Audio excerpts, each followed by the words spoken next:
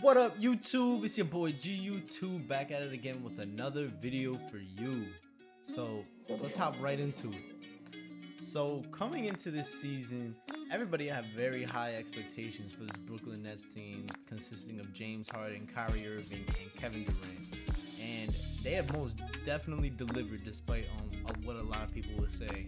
You know, they're sitting amongst the top of the Eastern Conference right now. And you know, after that blockbuster trade for Harden, this team is on a hot streak. They're 9-1 in their last 10 games, and they're 24-13 with Durant out, arguably their number one player. He's only played 19 games this season. But if you ask me though, their number one player is really James Harden. Harden has undoubtedly led this polarizing Nets team to one of the best records in the NBA, with averaging 25 points per game, 7.7 rebounds per game, and a league-leading 11 assists per game. And he's this team's leader. And honestly, he should be a top 5 MVP candidate. He should be MVP over Curry, over Kawhi, even though I think Kawhi should probably be ranked higher than what he is. He's ranked around 7 right now. And I even put him ahead of Damian Lillard. You know, I said it. James Harden, he's the MVP of New York, and he should get a lot more credit for what he's doing, especially with Durant being out for so many games. You know, Harden doesn't get enough love for what he does because of the narrative surrounding the Nets and, you know, their 3 biggest pieces. Having that star power helps, but when you trade away, like, some of your biggest pieces in Karis LeVert and your defensive anchor in Jared Allen, and you still have the audacity to go on an 8-game winning streak while Durant has been out for most of that streak, if not all of it, and you're still top 15 in scoring, number 1 in assists. Tell me that's not MVP level play, because if you tell me that's not MVP level play, then I really don't know what to tell you, because that is the definition of MVP level play. Top 2 in the conference, number 1 in assists, top 10, 15 in scoring. Like, this is not to take away anything that Curry or Lillard's been doing this season, but because they're phenomenal. But overall, I've just been much more impressed with Harden's play and his impact on this team. So I'll definitely make a video on the current MVP race, but for right now, let's keep it focused on the Nets as a team. So Kyrie has been having a phenomenal season this season, and he's been, I would say, playing second fiddle in his role in Brooklyn. But you know, this whole narrative with Kyrie being a cancer and that, you know, this, that, and the third, it's been complete bogus from the beginning. And you know, any teammates he's had, even in Boston, it's been proven otherwise. Kyrie is literally quite the opposite. He elevates his teammates with his scoring, and believe it or not, he is a natural born leader on this team. And that's why I believe, because when you don't look at the media saying this, that, about Kyrie, throwing this Kyrie slander, these guys respect him just as much as anyone else in the league, and especially, you know, just as much as Harden, with what he's done for this team and how he makes his teammates better. And he's just going to continue doing Kyrie things this season. Not much to say, because, you know, he's having a great season, averaging 27 points a game, 5 boards, 6 assists, and he's just barely missing the 40-90 club. 50-40-90 club, shooting 51 from the field, 41 from 3, and 89.3% from the free throw line. So scoring clearly isn't an issue for Kyrie in this Nets team. But you know what is? Defense. Defense. Well, I don't even know where to start, but let's start with this. The Nets have boasted a historically awful offense. They currently rank 28th in points allowed and 24th overall. And the only reason, in my opinion, why they aren't 30th right now is because they had Jared Allen for the first 8 to 11 games of the season. God forbid all 3 of their stars go on a cold streak. This team is getting blown out of the water. Granted, those odds are very low when you have 3 offensive superstars on your team. But statistically speaking, though, there's really only been one team in the past decade to rank lower than 15th in opponents' points per game and overall defensive rating, And there's only been two if you want to go back in the past 25 years. You know, where the Lakers ranked, I think, like 23rd in 2001 when they beat Iverson in 5. But aside from those anomalies, you know, generally speaking, defense wins championships, and the Nets have put everything on the line for this season. So it's really championship run or bust. Those are the expectations that they've placed upon themselves, even leading up to the beginning of this season. But especially with this trade for Harden, if they don't make a real deep playoff run, this season is going to be viewed as a failure for most Brooklyn Nets fans and fans around the league for that matter. The odds are just really stacked against this team currently after trading away Jared Allen, their biggest defensive presence. You know, KD's an above average defender, but he's not going to be blocking shots down low and defending the paint like Giannis or AD or someone like that. So they could really use someone like an Andre Drummond of the world. You know, maybe they trade for him after they traded away Jared Allen to the Cavs, and you know, Andre Drummond's getting shopped around. Or maybe they can pick someone up, you know, from free agency or from late season buyouts or something like that. But this team needs help down low, because if they don't get it, they're gonna struggle at some point. Now, I don't want to make this video too long, but I just want to show y'all how bad this defense really is using some stats. Like, the average player defensive rating was 110.6 last season. And this is not a number that you want to go up. You want this number to be down, like golf. And other than Kevin Durant, who's at the player defensive rating, there's nobody else on this team besides Karis LeVert and Jared Allen, who are no longer on the team, that are below that average. Just want to point that out. Aside from the obvious of Kyrie, Harden, and Durant playing well with one another, sharing the ball, meshing with all their play styles, I don't really think that would be much of an issue, to be honest, a la Golden State Warriors. 2 chips, 3 years. Don't think it'll be an issue for these three. But one of the keys for this Nets team to make a deep playoff run is really going to be dependent on the play of Joe Harris, Bruce Brown, TLC, and DeAndre Jordan, because after losing Dinwiddie for the season, one of their better defenders on the team, Harris, you know, they're gonna be struggling defensively, but Harris has been really stepping it up in the absence of Durant. You know, he's averaging 53% from 3.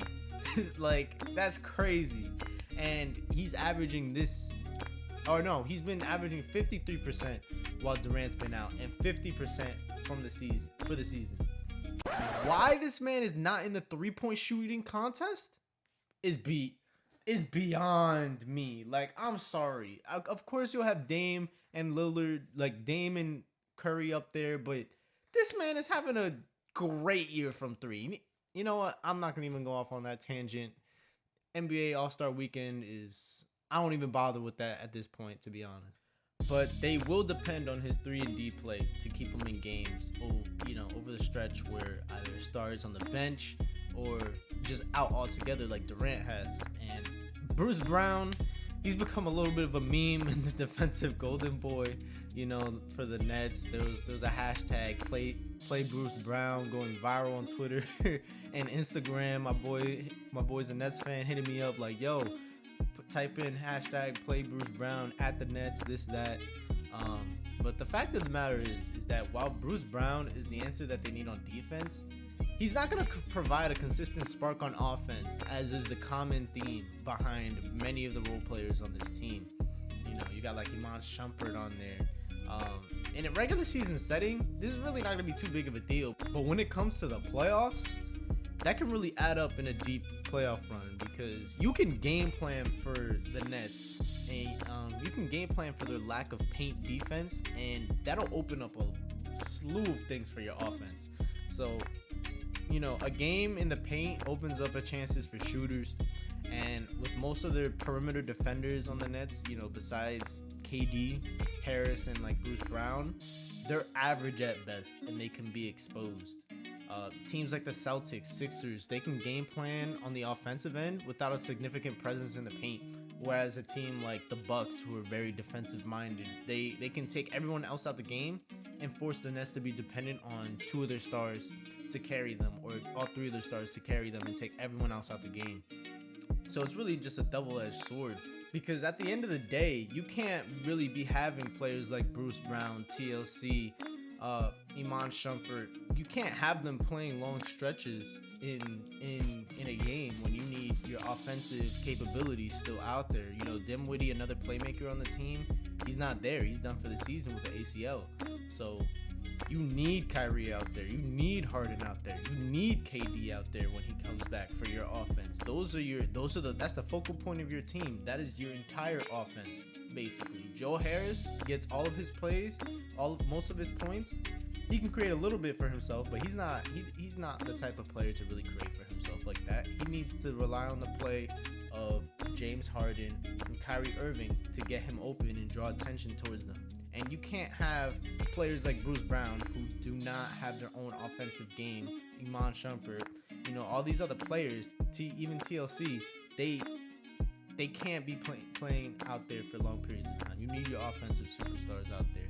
And when you have your offensive superstars out there, James Harden, Kyrie Irving, not known in this NBA for their defense, although they aren't horrible, I would say they're average at best. So that's gonna be one real key for them. But at the end of the day, this really is a offense that we've never seen in the NBA. In NBA history, we've never seen an offense like this, because you have three of the most offensively talented guys in the NBA, probably in NBA history. I would put Harden and Durant top 5, no doubt, most gifted offensive players that we've ever seen in this league, in the league history. And Kyrie, I'll probably put him top 10, top 20 most definitely. You know, there's a case to be made where Kyrie lands between 10 and 20, but these guys they're the three most offensively gifted at their position that we've ever seen in this league. That is scary. To game plan for that on the defensive end is going to be a complete nightmare. Obviously, you know, there's things that you can do to try to stop them or try to slow them down. But on any given night, you're not stopping Kyrie. You're not stopping Harden. You're not stopping KD. You can only hope to slow them down. And, you know, maybe if they're able to pull in a defensive piece, a defensive anchor, or, you know, at least someone along those lines mid-season through free agency, through what would it be, the mid-level exception, you know, bringing a veteran in from a buyout. Those are the types of things that they need to look out for. Maybe pulling off another trade. I don't know what assets they really have after giving away a lot of their picks and their pick swaps to Houston, but hey, this GM can make it happen. The Nets have made it happen. They're making it work. They're the best team, in my opinion, right now after the Harden trade. They're going in number 2 in the Eastern Conference into this All-Star weekend, and really, you can only hope to contain them. I can't wait to see what this Nets team is going to do in the playoffs. They're probably going to get matched up against my Knicks. Probably going to get smacked up first round, something like that, if we end up making the 6, 7, 8 seed. But I definitely want to see what they can do, and I hope they prove me wrong. I want to see this Nets team go far. When there's good basketball in New York, there's a completely different vibe. Even though they're not the Knicks, you know, the Knicks are still the hometown team, but they're still exciting to watch. And honestly, this is something we should all enjoy, because we are not gonna have this for very long. And you know, having 3 Hall of Famers on one team, future Hall of Famers, in their offensive games, you don't get to see that very often. So enjoy it while you can, for sure. And you know, we'll see what they do to shake it up in the second half of the season, and hopefully they make a deep playoff run. I would love to see it. That's all that I really have for y'all today. So if you liked this video, please leave a like, leave a sub, share it with your boy, share it with your dog, your best friend. I'm trying to build this channel from the ground up, and any and all support really helps. So I really appreciate you all for checking out my video, sticking around to the end. And I guess until the next video, I'm out.